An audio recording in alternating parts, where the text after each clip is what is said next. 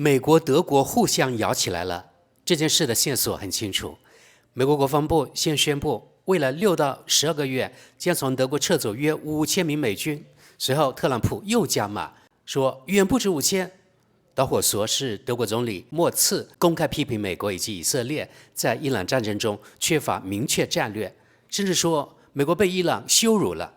特朗普随即把驻德美军规模拿出来施压，既是报复默茨，也是再次提醒德国，安全上你德国小瘪三还离不开我大美利坚呢。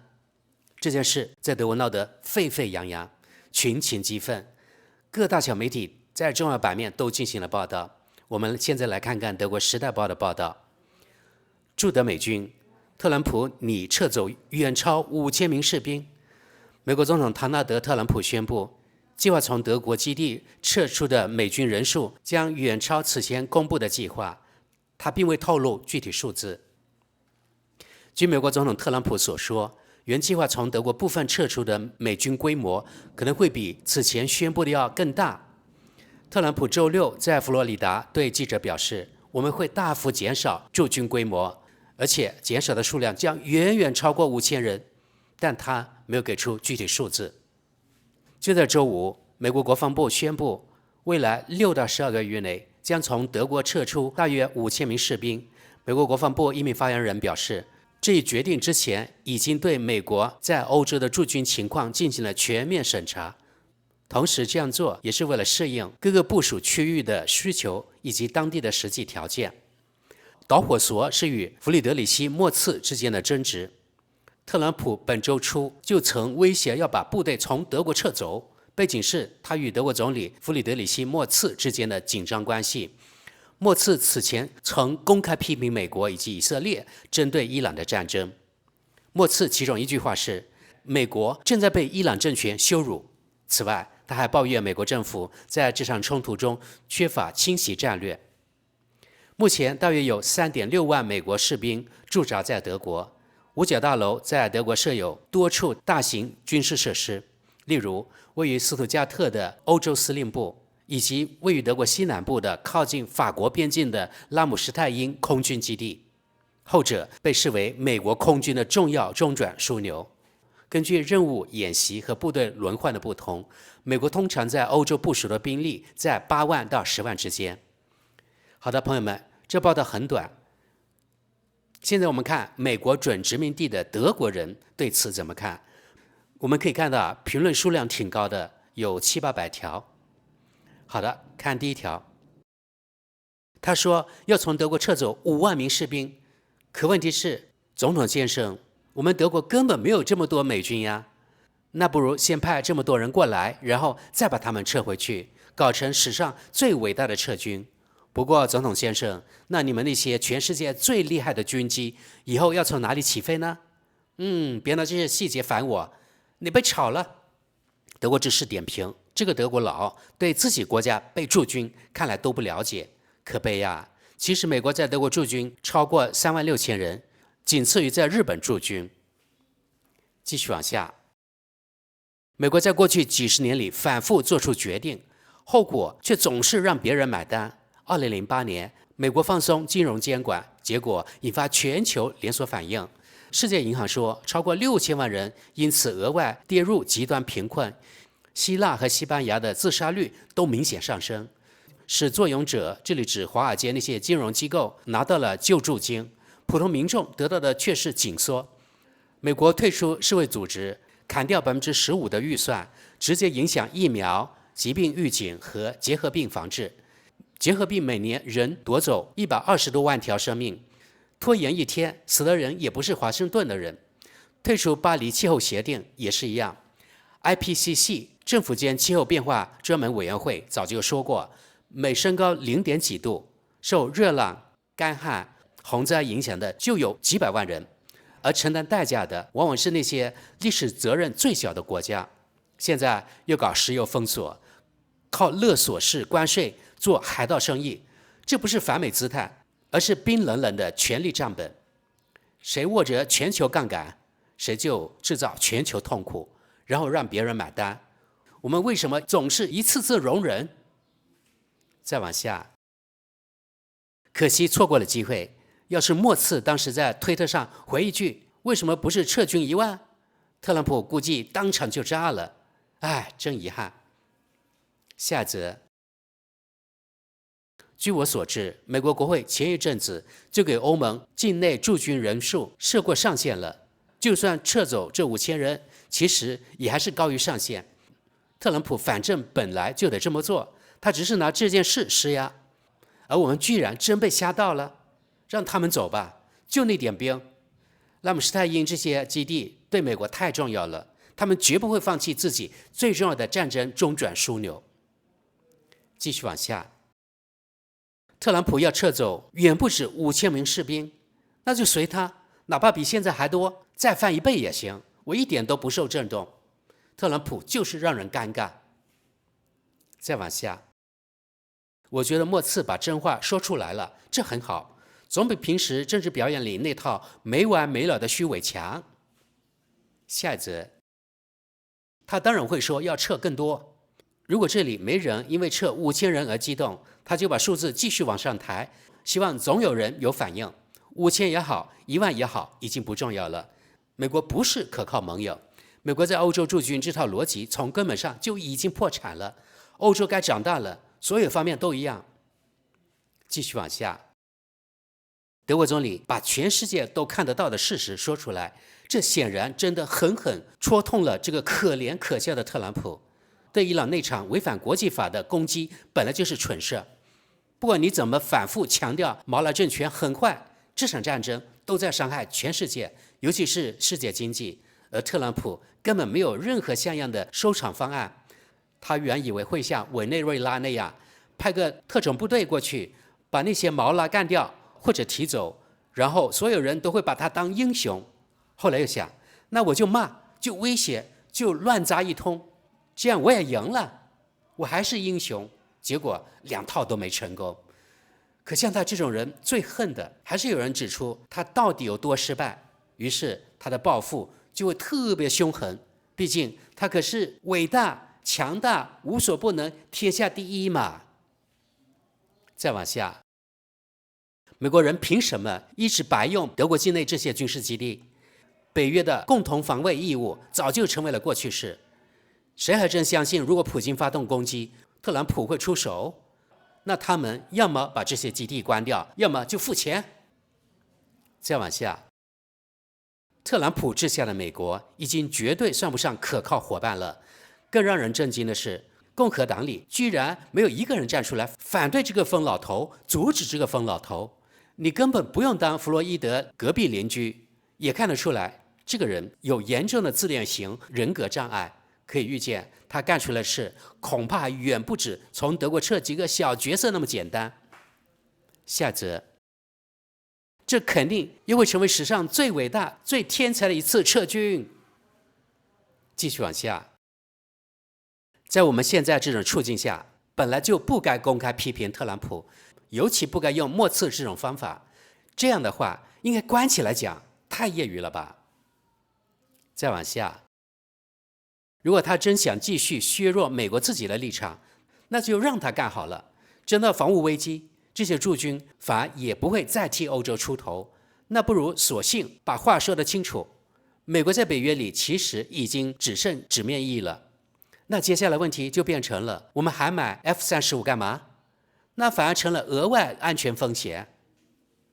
我们看第14条评论了啊，完全不顾自己损失，一副被冒犯了就撒泼的样子，智力水平跟5岁小孩差不多，向真正的5岁小孩道歉，因为你们以后还会长大，脑子还会继续发育。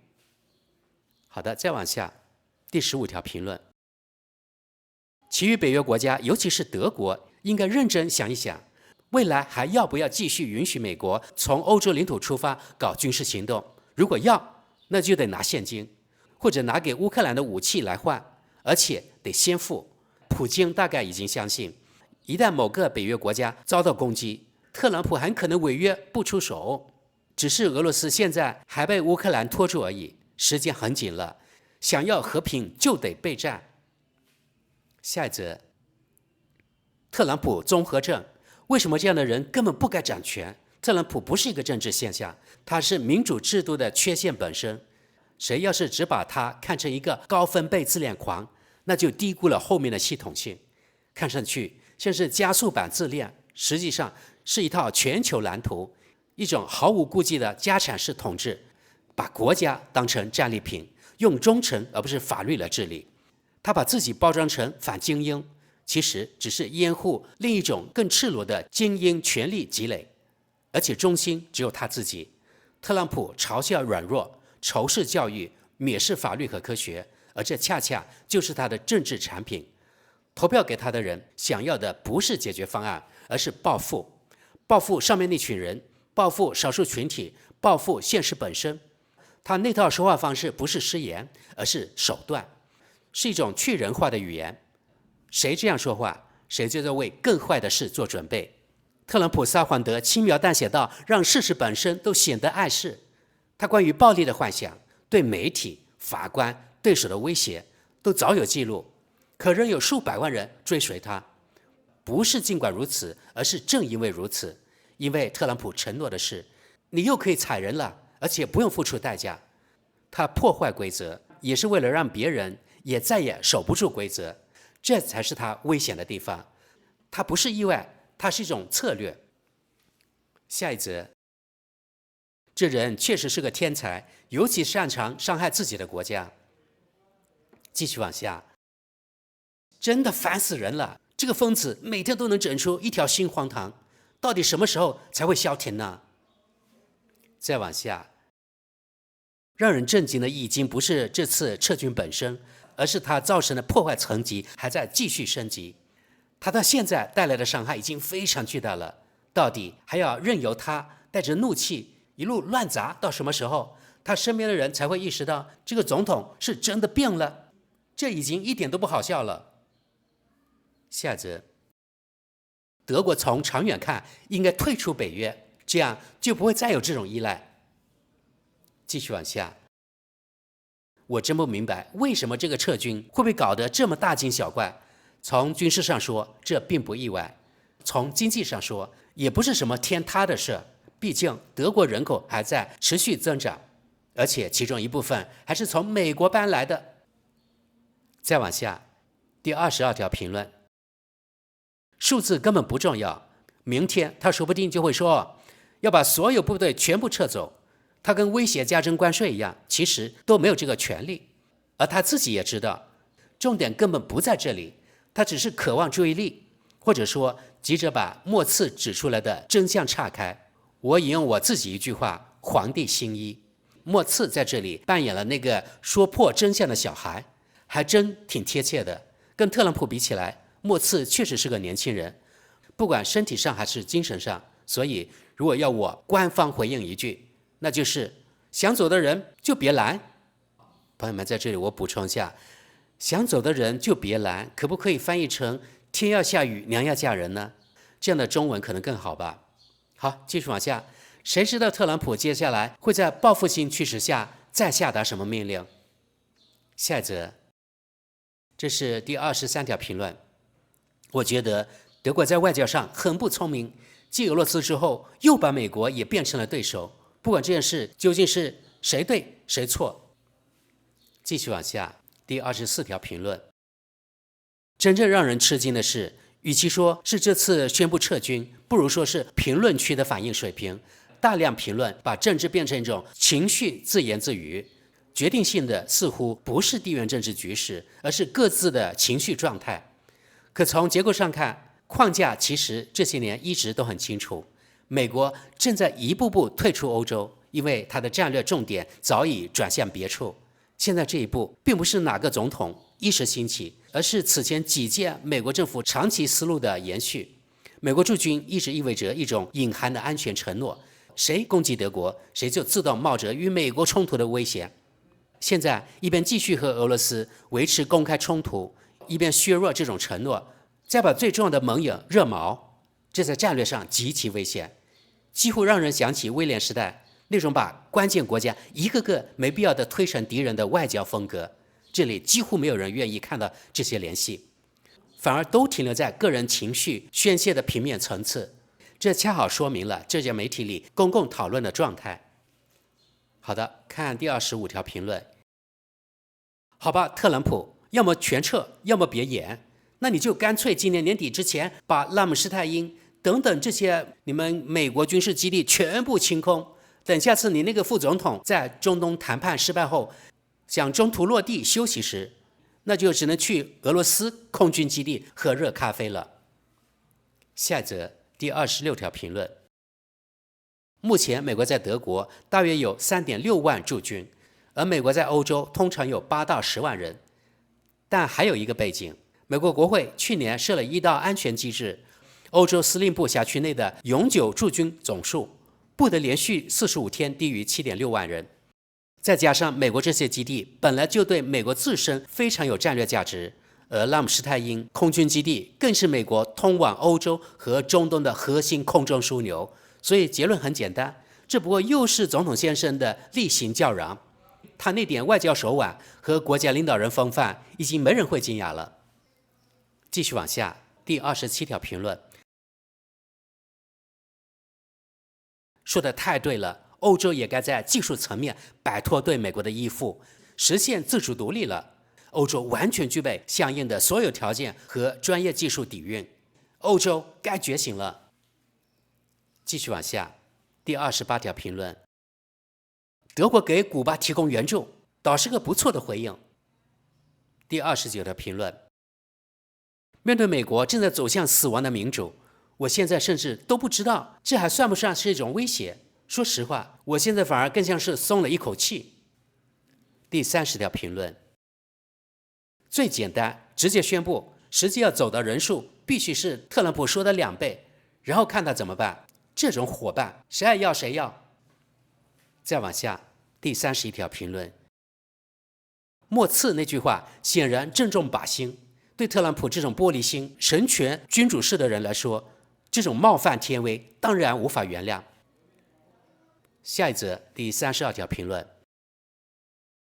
总统先生发现前天威胁的那点处罚好像没怎么吓住当事人，那他当然得再把处罚码得更重一点，这样对方会不会就卑躬屈膝认输呢？继续往下，第33条评论。住在玻璃房子里的人就别扔石头，更别把自己的窗户也砸了。绝大多数人根本不知道撤军对德国、欧洲和乌克兰意味着什么，还能这么天真，这么傲慢？我们需要美国，也需要北约。第34条评论。有一说一，莫茨这个人真会在很短时间里犯下一堆蠢错，还能把一次学校访问搞成公关灾难。第35条评论。俗话说，想走的人就别拦。第36条评论。特朗普国王觉得自己被冒犯了，于是就开始乱打。国王可以羞辱别人，比如对萨勒曼那样，别人却只能吞下去。特朗普就是一个想干嘛就干嘛的任性统治者，他本人永远排在第一位。美国国会居然眼看着自己一路滑向无关紧要，还热烈鼓掌，这对美国来说真够丢脸的。我觉得德国和欧盟都应该对这个专横人物采取反制措施，要给特朗普划出界限，而不是夹着尾巴。对德国来说，第一步就该禁止美国飞机飞越德国领空，那样一来，美国靠军事优势控制半个世界的玩法就玩不下去了。继续往下，第36条评论。我还想要格陵兰，不然我就退出北约。第37条评论。特朗普要撤走远不止5000名士兵，那就撤呗，谁在乎呀？第38条评论。来吧，全走，最好3.9万人全部走，我们不需要美国人在这里。第39条评论。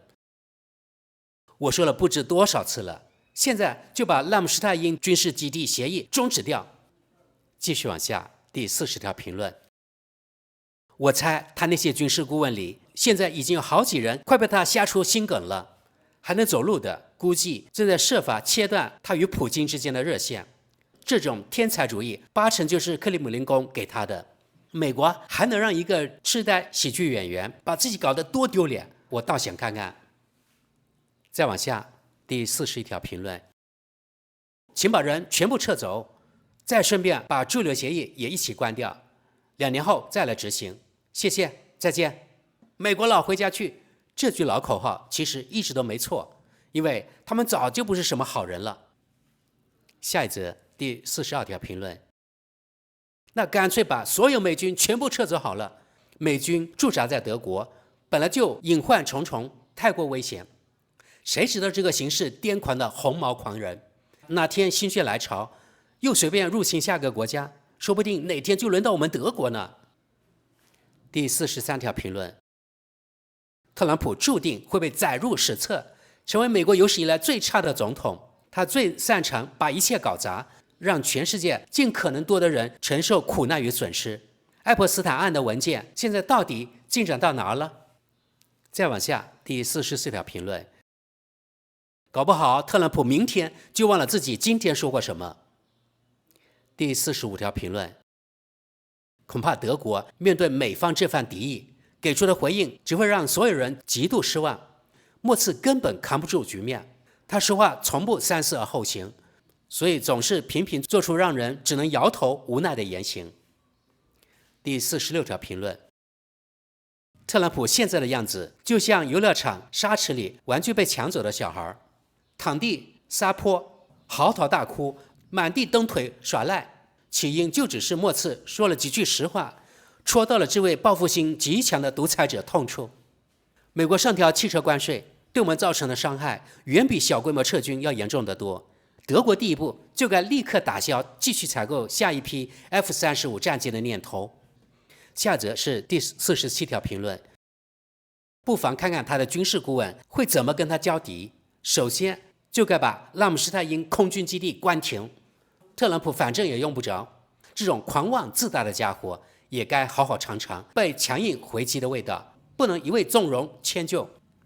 继续往下，第48条评论，特朗普炒作撤军主要就是想转移视线，避开爱泼斯坦案、伊朗政策惨败以及低迷的民调支持率。第49条评论，后果是什么？德国的国防实力只会继续被优化，说白了就是不断削弱。总理那些看似深思熟虑，实则毫无实质约束力的表态，恰好生动说明随便几句话就能撼动国家安全政治格局。这年头只要观点强硬就行，还要坦克导弹干嘛？第50条评论，默茨总理啊，你根本应付不了这局面。大概2年前他还说什么他和特朗普会好好相处，能默契配合。下一则第51条评论，又是一次赌气式报复性的反应，这再次认证了特朗普的心智成熟度停留在什么水平，一个心智永远停留在青春期的八旬老人。我们看第52条评论，导火索根本不是默茨，特朗普第一任期就想撤走12000名美军，但他根本没法按计划彻底撤出欧洲，只能在欧洲内部调防换防。北约驻军规模有硬性规定，特朗普没有合法权限擅自改动。我猜他只会把部队调往波兰、匈牙利或斯洛伐克，除非接到克里姆林宫那边上级的电话指令。再往下，第53条评论，这帮美军撤走时，别忘了把堆在德国掩体里的核废料一并带走，好走不送。下一则第54条评论，区5000人撤军简直少得可笑，呵呵，想得美！我要撤走50万大军。啥？德国根本没住那么多人，那些临时增派过来，再假装撤走摆样子，等这些人返程，还得给他们收返程关税。不爽的话，那就再调防折腾一遍。下一则第55条评论，遵命，总统先生。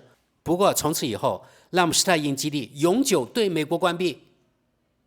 再往下，第56条评论，他真有本事数得清这么多人吗？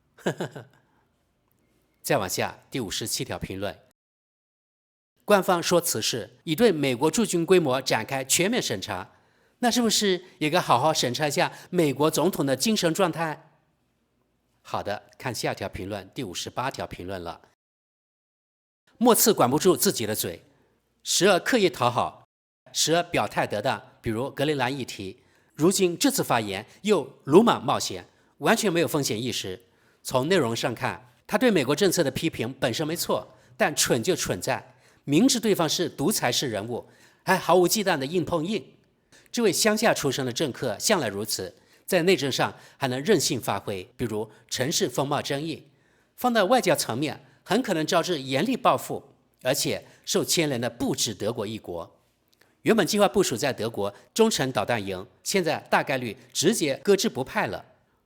莫次言语失态，颜面尽失，加上特朗普又和普京通了电话，足以看出华盛顿这位反社会、偏执人格政客的行事底线。说不定他向普京大吐苦水，普京还怂恿他伺机报复，就像两个黑帮大佬彼此惺惺相惜，暗自较劲。